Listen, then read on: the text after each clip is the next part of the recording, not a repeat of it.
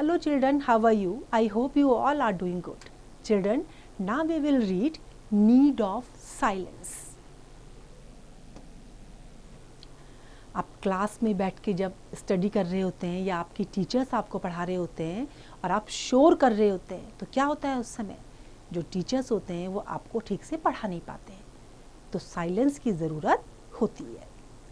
Now this lesson is about need of silence. Noise causes major distraction and disturbance in life. Noise pollution is one of the major hurdles in today's life. Everyone is in search of peace and silence.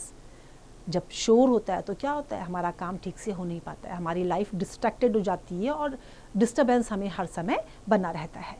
जो noise pollution है वो बहुत बड़ी बाधा आज के जीवन की हो गई है और हर कोई शांति और साइलेंस की सर्च में है. This age will probably be known as the noisiest in human history. Noisiest means बहुत ज़्यादा शोर शराबे वाली, सबसे ज़्यादा शोर जिसमें होता है. Whenever we are happy, in celebration or festive mood, to canvass votes, to advertise a commodity or a point of view, but also for its own sake. Commodity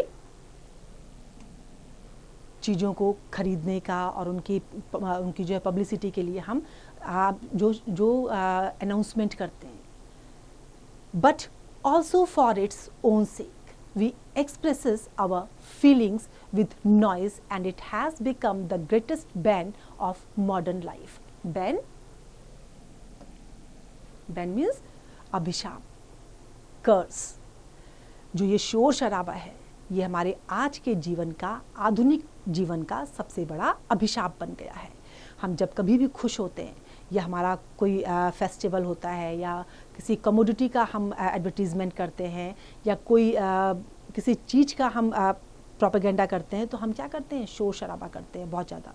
और अपनी फीलिंग्स को हम कैसे एक्सप्रेस करते हैं, शोर शराबे के साथ. Most of the time our life is being distracted by it.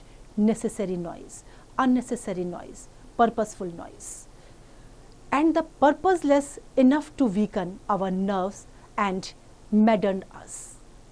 If the average Indian life is only 26 years, this was written many years back, we have only ourselves to blame for it. The noise in and around us is wearing us out at a terrific pace.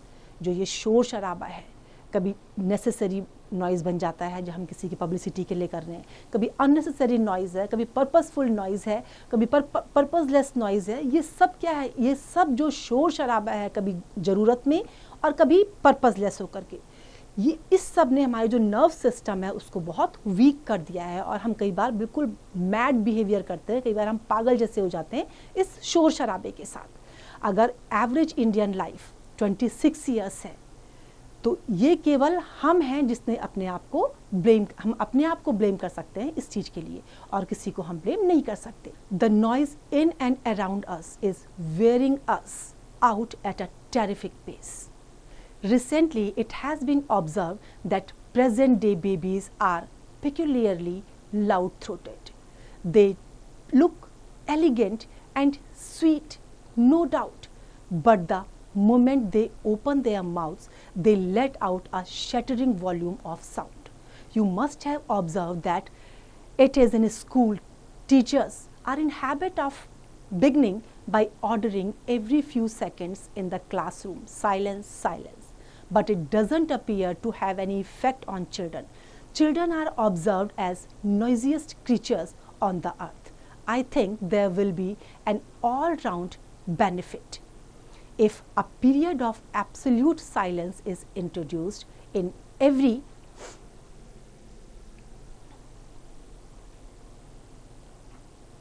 class timetable with a prize at the end of the year for the quietest or the most soft spoken student in the school.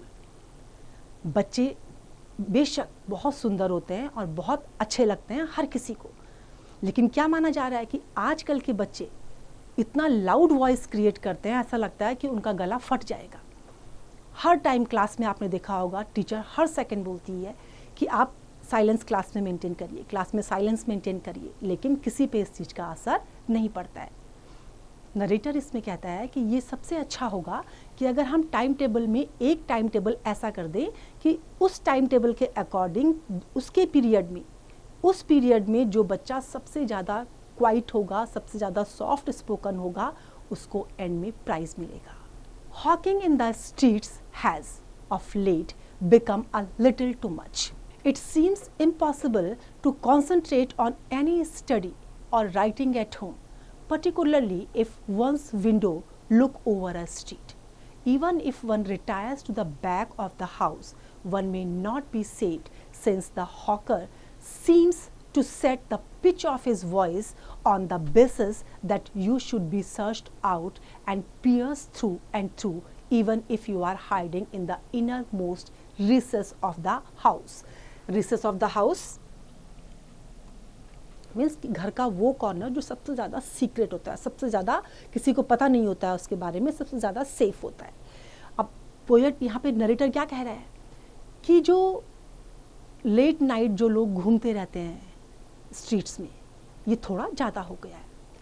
ऐसा लगता है कि लोग अपने घर में जो है ना तो ठीक से काम कर पाते हैं, ना पढ़ पाते हैं, ना कुछ लिख पाते हैं, कंसंट्रेशन नहीं अपना बना पाते हैं अपने काम में, पर्टिकुलरली जब किसी की विंडो अगर स्ट्रीट की तरफ हो तो, क्योंकि लोग घूमते रहते हैं यहाँ पे, हॉकर्स दुनिया भर के होते हैं, शोर शराबा इतना होता है कि कंसंट्रेशन नहीं बन पाता है। और यहाँ तक कि अगर कोई वापस अपने घर में आकर के और बिल्कुल सेफर कॉर्नर में है अपने घर के किसी कोने में जहाँ आवाज़ कहीं से आ ही नहीं सकती है, तो वहाँ भी आवाज़ आ जाती है, वहाँ भी बचना मुश्किल हो जाता है। At the moment I am writing this, I see and hear two plantain sellers coming on each others heels, almost trying to bark each other out of existence. I fear that the Grow More Food campaign has brought in only more plantains, since I notice 2 more hawkers coming in with the same commodity. Now for a variation, I suppose a seeker of old paper and empty bottles is expressing his wish in a rich space-filling voice. A knife grinder is employing an anguished cry like one caught in a trap. Anguished, anguish का मतलब होता है नाराज होना, दुखी होना। तो इस तरह की आवाज़ होती है कि मतलब वो गुस्सा दिला देती है और ऐसा लगता है कि वो उसमें क्या किसी जाल में जो है वो फंस गया है। जो सेलर्स हैं उनकी आवाज़ बिल्कुल हाई पिच आवाज़ होती है, इतना तेज़ साउंड होता है कि उसमें कॉन्सेंट्रेट करना मुश्किल हो जाता है। जो कैंपेन है, जो आंदोलन लोग शुरू करते हैं कि ग्रो मोर फूड, अब नरेटर ने जो है क्या देखा है मेनली, वहाँ पे जो हॉकर्स वहाँ पर आए हैं वो कौन है, प्लांटेन सेलर। और ऐसा लगा है कि शायद उसी की ही खेती सबसे ज़्यादा हुई है, क्योंकि उसके बाद उसको 2 और सेम नज़र आए हैं, उनके हाथ में भी प्लांटेन्स था। तो इतना हाई साउंड वो क्रिएट होता है कि उसमें जो है कॉन्सेंट्रेट करना किसी के लिए भी मुश्किल काम हो जाता है। All that we understand is that they are shouting something. It may be about anything from gingly oil cake to lotus flowers, brinjals or bangles. We are surrounded by a moving loud market all the time. हर समय जो है, हर समय शोर शराबा है, कभी कोई plantain seller है, कोई ब्रिंजल बेच रहा है, कोई बैंगल्स बेच रहा है, तो चारों तरफ जो है जो साउंड है वो हाई वॉल्यूम में है। और इस वजह से जो है हर समय ऐसा लगता है कि जैसे लाउड मार्केट प्लेस में हम खड़े हैं। I have a dread of living next to a man owning a motorcycle. When this motorcyclist starts out, the agitation he creates last half an hour even after the machine itself has gone out of sight. Agitation means व्याकुलता। वो sound create होने से जो परेशानी, जो perplexity वहाँ पे create हो गई है, वो यहाँ तक कि जो मोटरसाइकिलिस्ट है वो चला भी गया है, उसकी मशीन चली गई है, लेकिन उसके बाद भी उसका शोर जो है दिमाग को परेशान करता है। उसकी जाने के बाद भी वो शोर कॉन्टिन्यूस माइंड में गूंज रहा होता है. On Sundays this enthusiast tests and touches up his engine, whereupon the whole locality is converted into a sort of gold factory.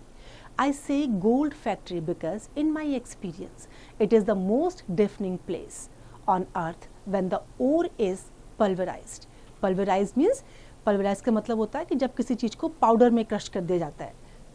Pulverized जब हम किसी चीज़ को पाउडर में क्रश कर देते हैं. तो उसने उसको क्यों कहा है, उसने उसको गोल्ड फैक्ट्री क्यों कहा है? क्योंकि वह यहाँ पर जो है बहुत ज़्यादा डिफनिंग साउंड, ऐसा साउंड होता है जिससे आप बहरे हो जाते हैं.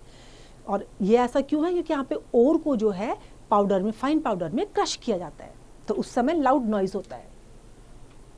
बिफोर बीइंग ट्रीटेड विथ सिनाइड, सिनाइड से ट्रीट करने से पहले, सिनाइड यूज़ करने से पहले उसको पाउडर में कन्वर्ट किया जाता है और उस समय बहुत डिफनिंग नॉइज क्रिएट होता है. This was all I could catch of the whole process when I visited a gold mine some years ago. जब गोल्ड माइन में वो गया था तो उसने इस प्रोसेस को वहाँ पर देखा था अच्छे ढंग से. My guide was explaining everything to me in great detail, but I could only see his lips move. There was such a clutter all around. It has been the same experience for me in my factory. I have often been taken around many types of factories, but as my guides move their lips, I give up all attempts at knowing how cotton or silk is converted into yarn and fabric. जब guide उसके साथ उसके में था और जब उसको समझा रहा था, उसको बता रहा था उस सब चीज़ के बारे में, तो इतना शोर शराबा हो रहा था कि उसको सिर्फ गाइड के लिप्स जो है मूव करते हुए नज़र आ रहे थे, लेकिन वो बात समझ में नहीं आ रही थी. नरेटर कहता है कि बहुत सी फैक्ट्रीज़ में वो गया है, लेकिन इस फैक्ट्रीज़ में, जिस फैक्ट्री में अभी था, उसको वहाँ इतना शोर शराबा महसूस होता था कि वो कुछ भी नहीं सुन पा रहा था. और उसने सारे अपने अटेम्प्ट भी छोड़ दिए थे ये जानने के लिए कि किस तरीके से कॉटन और सिल्क को जो है यार्न और फैब्रिक में कन्वर्ट किया जाता है, क्योंकि वहाँ पे बहुत शोर शराबा हो रहा था. The noise of machinery is always at a higher श्रुति loudness that the voice of the guide, a fact that is generally overlooked by those who take people around factories. While all the explanation is going on, my mind keeps feasting on vision of a zone of silence. जो machine का शोर था वो continuous बहुत high pitch में था, बहुत loud noise वहाँ पर क्रिएट हो रहा था. जो गाइड की वॉइस थी वो बिल्कुल भी उनको समझ नहीं आ रही थी. और जिस समय वो एक्सप्लेनेशन चल रही थी, नरेटर का माइंड उस समय भी जो है साइलेंस को सर्च कर रहा था. वो साइलेंस में जाना चाहता था, वो उस जोन में जाना चाहता था जहाँ पे उसको शांति मिल पाती. I abandoned a very comfortable house once because of a neighbor who switched on his radio every morning at 5, long before even the gates were unlocked in any radio station. Abandoned means छोड़ देना. तो क्या कह रहा है narrator यहाँ पे कि मैंने एक बार जो है एक घर को, बहुत कंफर्टेबल हाउस था, लेकिन मैंने उसको छोड़ दिया था सिर्फ इस वजह से जो वहाँ का नेबर था वो सुबह ही जो है 5 बजे के आसपास बड़े हाई वॉल्यूम में रेडियो को ऑन कर देता था. और उस समय और जो रेडियो स्टेशन थे वो भी नहीं ऑन होते थे, लेकिन उससे पहले, उनके ऑन होने से पहले ही वो बड़े हाई वॉल्यूम में उसको ऑन कर देता था. The result of such an early switching on was that the radio, the neighbours kept up a sort of humming, a most harassing accompaniment, unbroken like the humming of 1,000 bees. अब station on होने से पहले भी जब वो on कर देता था रेडियो को, तो उसमें क्या होता था, एक हमिंग साउंड क्रिएट होता था. जैसे मतलब वो इस तरह का साउंड होता था, ऐसा लगता था कि बहुत सी हमिंग बीज जो है अपना साउंड उसमें क्रिएट कर रही हैं. 1000 बीज हैं जो उसमें अपना साउंड क्रिएट कर रही हैं. I fear that this simile may mislead my readers by its poetic association, but far from it, this humming was like the skewering of one's brain by many instruments of torture, something like a pneumatic drill operating at one's temples. अब उसको ये लगा कि ये जो explanation उन्होंने दी है कि शायद ये रीडर्स को मिसगाइड कर दे, मिसलीड कर दे। लेकिन वो जो साउंड था इतना पायरसिंग था कि जो ब्रेन की नसें थी वो सारी इस तरीके से टॉर्चर हो रही थी जैसे कोई न्यूमेटिक ड्रिल किसी टेम्पल में चल रहा हो, कोई ऑपरेट कर रहा हो उससे, न्यूमेटिक ड्रिल से।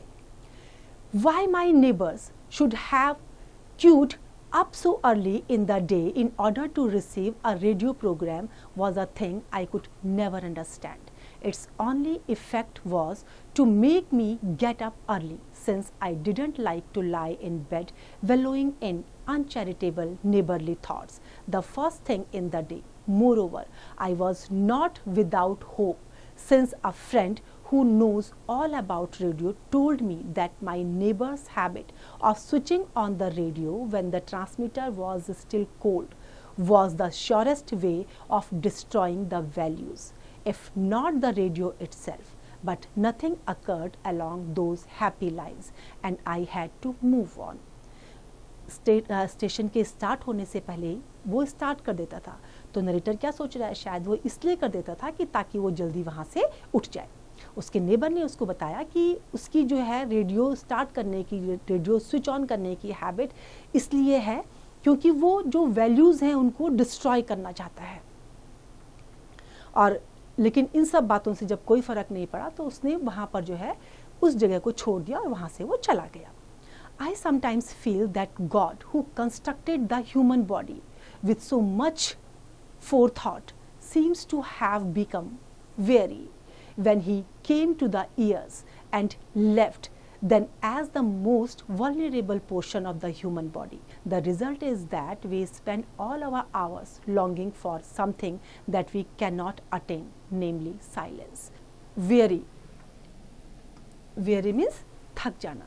अब नरेटर को क्या लग रहा है कि भगवान ने जब ह्यूमन बॉडी को बनाया बहुत सोच समझ के बनाया, लेकिन जब कान की बारी आई तो शायद वो थक गया था और उसने उसको वैसे ही मोस्ट वल्नरेबल पोर्शन की तरह से ह्यूमन बॉडी के उस पार्ट को छोड़ दिया।